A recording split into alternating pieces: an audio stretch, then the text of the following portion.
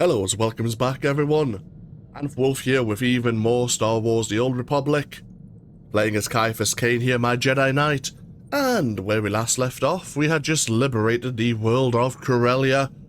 We managed to push the Empire off the world and claim the government district and capital square. The Emperor seemingly is weakened on the capital world of the Empire, Dromund Kaas, and has issued an invitation to us.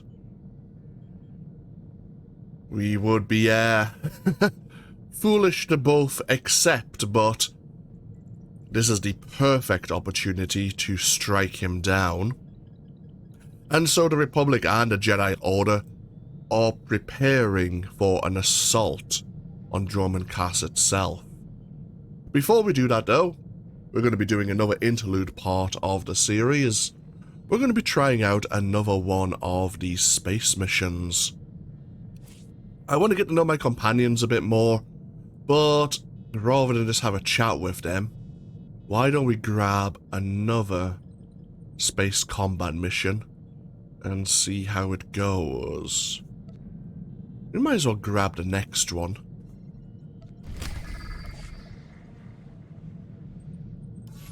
See what that's all about. The Barross ambush. Again, grade 7 upgrades are higher. Darth Orderim is amassing his fleet near Barross to ambush the Republic's most elite pilots. You will be his first target. To save our ships from his wrath, the Republic must launch a preemptive strike against Darth Orderim and his Imperial fleet. We still don't have our EMP pulse, unfortunately.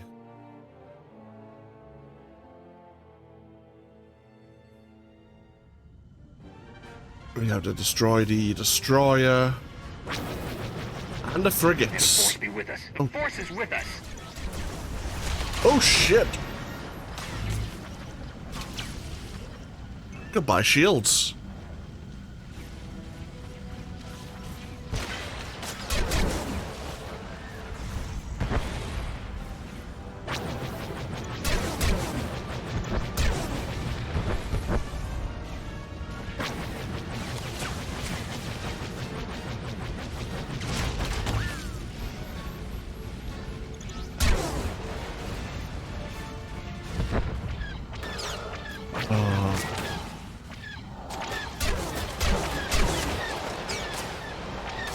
Targeting computers.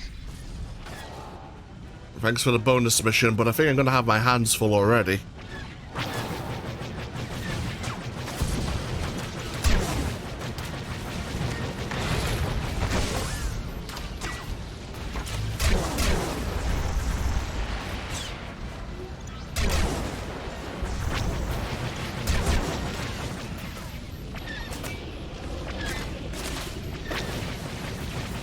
Jesus.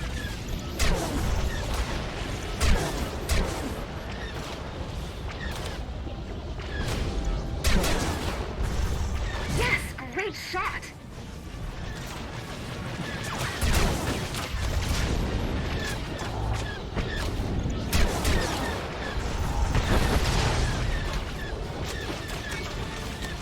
My shield's just... Okay, fine. That's it. Oh, perfect timing. I was hoping to line up a shot with one of the frigates, but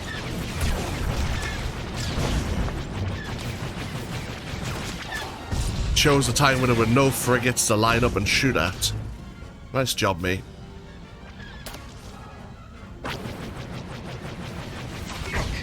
Sorry, friend. Ooh. Oh, and there's the capital ship in the distance.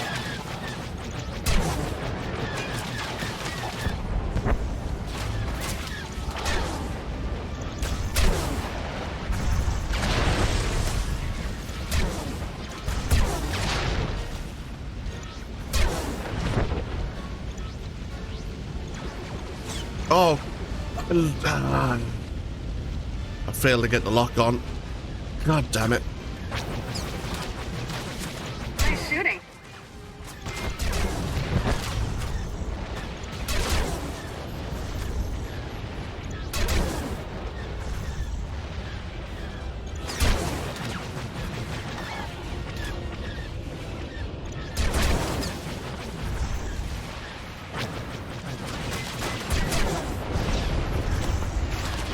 Is it?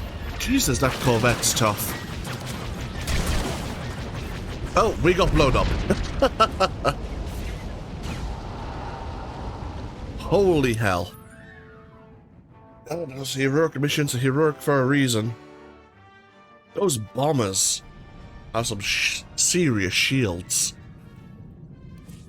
I don't know how we could deal with those.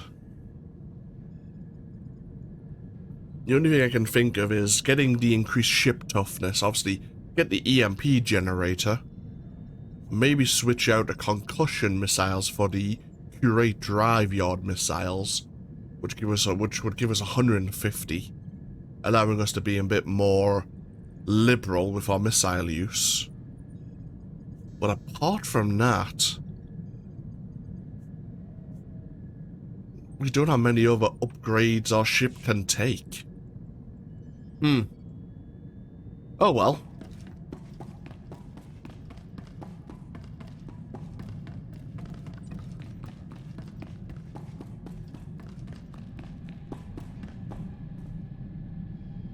What have you got for me?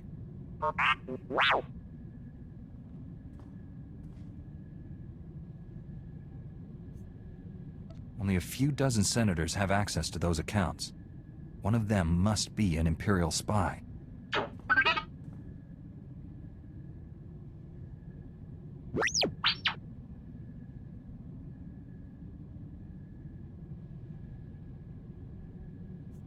Until we find out who hired the bounty hunter and why, we can't be sure of anything.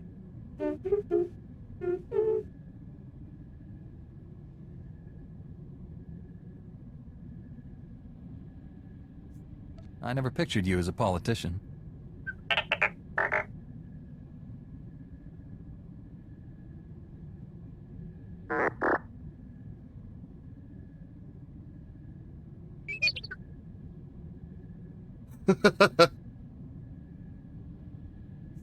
How did that work out?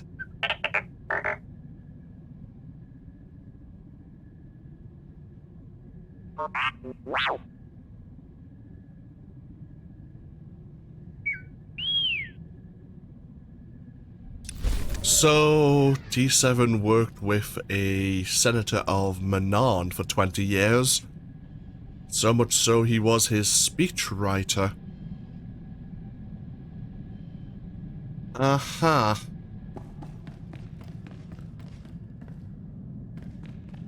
Hey, Doc. Those gangsters on Alderaan brought back some great memories. Oh, they used to call me Doc Operator back in the day. I was the go-to guy for everything medical. Trauma kits, surgical droids, hospitals, you name it, and I could get it. One time, this hut was hoarding med packs after a massive groundquake, selling them at an obscene markup. I tricked Mandalorians into attacking his palace. Pitting Mandalorians against a hut? You enjoy living dangerously, Doc. Please. I risk more walking down the street with you. I forged a death mark signed by the Hutt against the Mandalorian clan. They, accidentally found it with a little help from yours truly. The Mandalorians attacked the Hutt palace in record time. By sheer coincidence, I was there to sweep in and clear out the Hutt's medpacks. You did this without either side realizing they'd been manipulated? It helped that they all killed each other. Sometimes things work out. Thanks to an anonymous donor, every hospital in the disaster zone received supplies to treat their patients. Saved thousands of lives. That was small time compared to what we're doing. When we save the galaxy, I'm not staying anonymous. Yeah, you've told us already before that once we've saved the galaxy, that we should clear our diaries.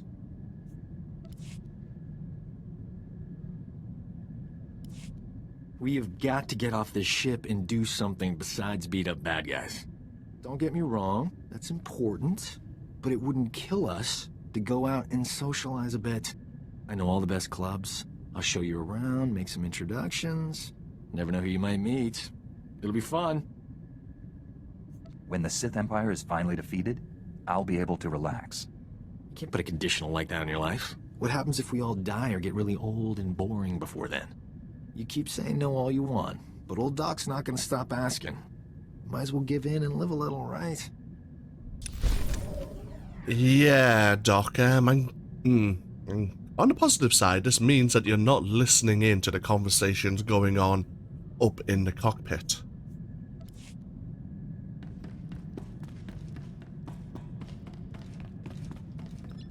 Welcome home, Master. I hope you find your vessel a model of efficiency, convenience, and comfort. Indeed. Hello, Sergeant. You were looking into your former teammates last we spoke. Finally tracked down my old squad mates, Master Jedi. Wishing I hadn't. General Garza recruited them into the Special Forces Black Ops program. But now, they're in a detention facility on Birun, convicted of war crimes. Black Ops are supposed to be secret. Who gave you this information? It started as a nasty rumor from Imperial propaganda, but the detention center's warden confirmed everything. They renamed my old squad the Surgeons, tasked them with destabilizing the Empire's command structure by removing its best leaders. But the Surgeons didn't just target Imperial commanders. They went after the officers' families. They wanted to send the enemy a message. I wouldn't put it past the Empire to frame your old squad. I wondered the same thing. But the fact is, they all confessed. They're proud of what they did. The detention center's warden says my old squad mates are serving life sentences. They're young. That's a lot of years to spend in cages. The next time I get nostalgic and curious, Master Jedi, give me a planet to invade. That's an unfortunate thing to learn. My old squad mates were good soldiers when I knew them. Still can't believe how they ended up. If I hadn't been reassigned after that first mission, I might have been one of them. You wouldn't have endured innocent blood on your hands. You're not like them, Sergeant. No, I'm not. It's a far greater honor to be assigned to your squad, Master Jedi. I look forward to the day we face the Emperor together. Funnily enough, that day is coming sooner than you might think. I've been analyzing your battle tactics, Master Jedi. I hope you don't mind. I believe I've found a way to increase my own combat efficiency by another 25.4%. Why don't we try out your new tactics in the field? I was hoping you'd say that, Master Jedi. 25% increase in your efficiency? Huh. Impressive. Anything else?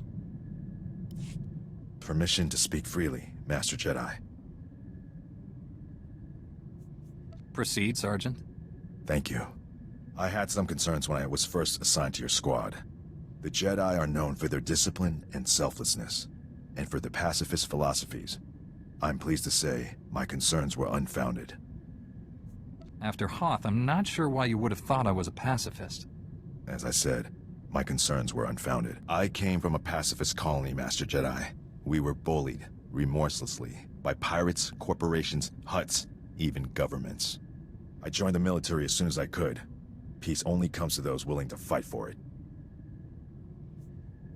I'm sure your family is glad you're defending them, even if you disagree with their ideals. 10 years ago, the colony was attacked by the Sith. My family was killed. They never fought back. The Sith crushed them, the way you might step on a bug. We'll hold the Emperor accountable for this, Rusk. I promise. Thank you, Master Jedi. At any rate, we should move on. Thank you for hearing me out.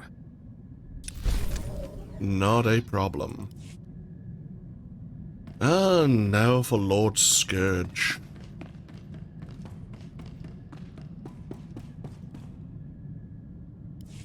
It has been enlightening to spend so much time among you and your Jedi.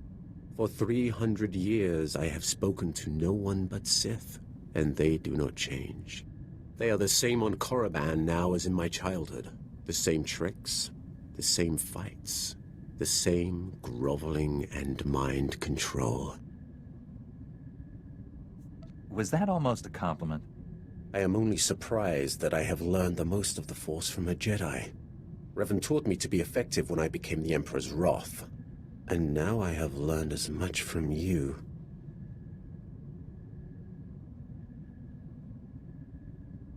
You have opened my eyes as well. And here I thought you weren't listening.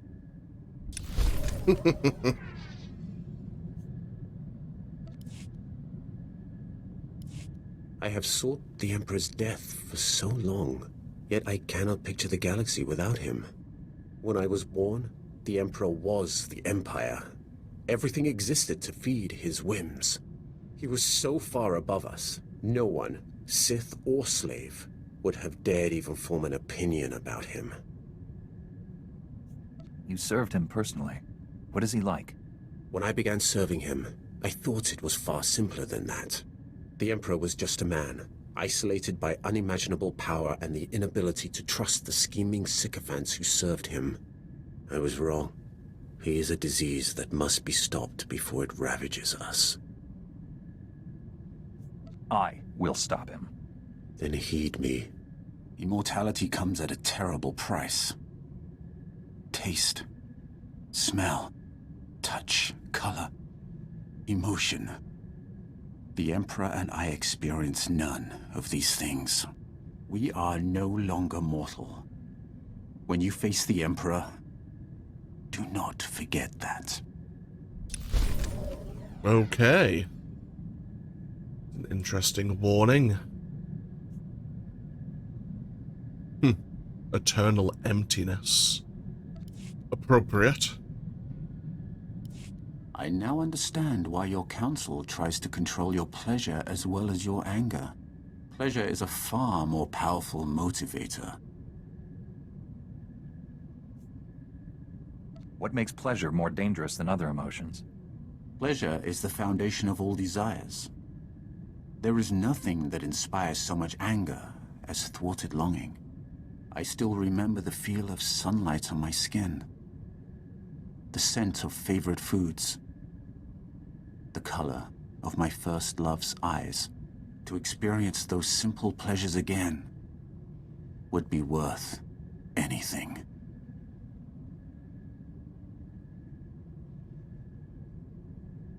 This is why Jedi don't form attachments. Desire unbalances you. You misunderstand everything. My equilibrium never deviates. I feel nothing. I understand why your council controls you. What I'll never comprehend is why you let them. Yeah, again, I'm saying the usual Jedi platitudes, but... actually, Lord Scourge is probably a lot more aware of what's happening. Probably been upset that we're lying to him. You have surprised me, Jedi. You have the heart of a Sith. Had you been born on Korriban, you would be sitting on the Dark Council now. It is too late to turn you fully from the light. But should your children have a connection to the Force, I will see them properly trained. Was that a compliment or a threat? How did you take it? The Force is strong in you. Too strong for the restrictions the Jedi impose. Had you been instructed in the true way of the Force, the galaxy could not match your power. I will make sure that mistake does not happen again. Okay. Dark offerings indeed. The Force is strong in you. Too strong for the restrictions the Jedi impose. Uh-huh. Right, okay. Note to self, if any younglings go I missing. hope you eat properly while away from the ship, Master.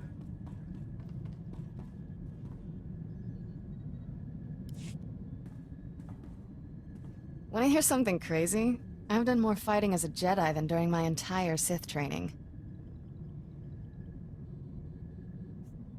I doubt even the Sith would force children to duel. Are you kidding? Killed my first 2 kata, big scary thing, when I was 6. Not easy playing backup to the greatest Jedi warrior in the galaxy.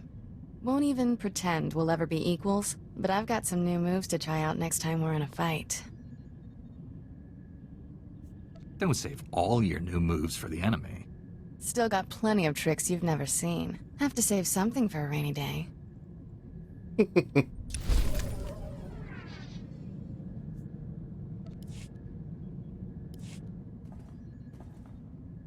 So, when do I get my own Padawan? Always wanted to be a teacher.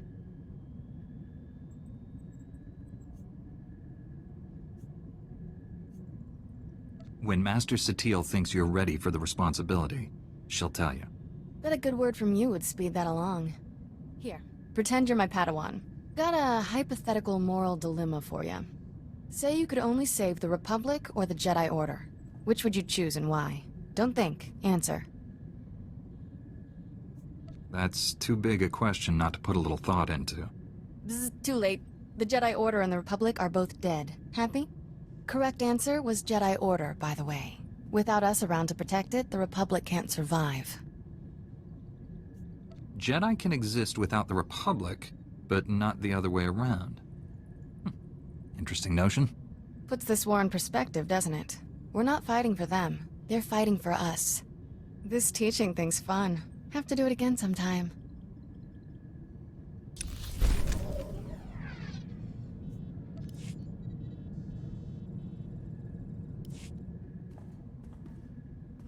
Finally got the skinny on how we become an official Jedi twosome. Short version, not happening. We'd only ever see each other on Tython. Senior council members would review us monthly, make sure we stay detached. The clincher is, only Jedi who were raised by the Order from birth get permission. I'm automatically disqualified. All we can do is keep our relationship a secret. How much longer can we pull the hood over Master Satele's eyes? The lady's not stupid. We push this any further, might end up like Jomar and Leha. Not gonna ruin your life, tough guy. You want out of this? Just say so.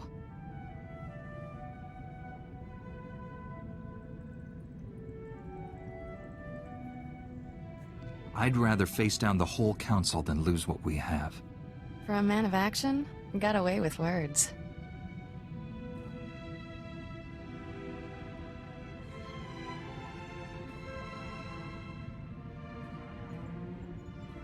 So much for upholding the Jedi Code. Guess we're outlaws. We'll find a way to live with the guilt. Somehow. Won't be easy, but we have to try. And try and try.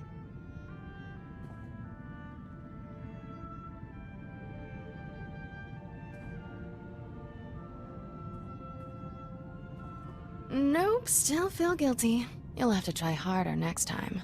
Better get back to saving the galaxy. Don't want people to think we've gone soft. Well, there's only one way to disprove that notion. Let us take a break, and when we come back, we'll be facing down the big bad himself, the Sith Emperor. Thank you all for joining me once again with even more Star Wars: The Old Republic. As always, feel free to leave a comment if you so wish, and hopefully I'll see you for even more next time. Until then though, take care. Bye bye now.